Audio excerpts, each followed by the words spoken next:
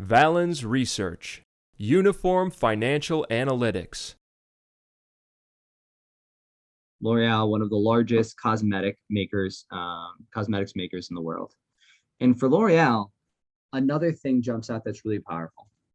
One, of course, we can see, again, very similar to Nestle, when you look at a branded company, it makes no sense for L'Oréal, which is a company with thousands, with hundreds, if not with tens, if not hundreds of powerful brands that they own, for L'Oréal to possibly be a 7% return on asset business. When you're a business that's branded this well and also has the money to advertise as much as they do, you are not a company that likely has a 7% return on assets.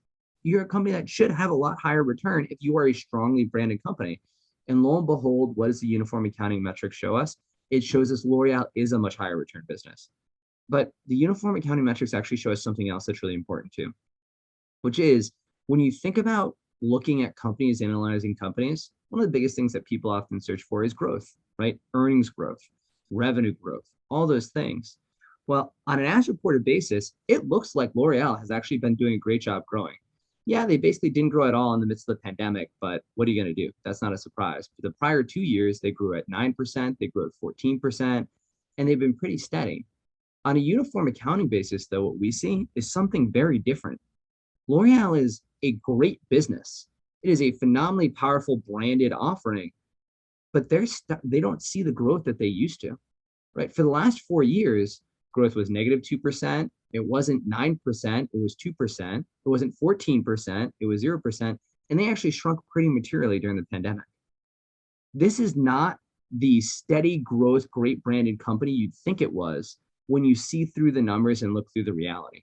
And that also highlights that when we think about this company with the market pricing, and again, GDP level asset growth going forward, but ROA is taking off like a rocket ship, it again makes us raise the hand and we say, wait a second, especially if we understand the issues this company has had with growing, expecting any real earnings growth because of asset growth and then ROA expansion looks like it's going to be a high ask, especially when we understand where the companies come from.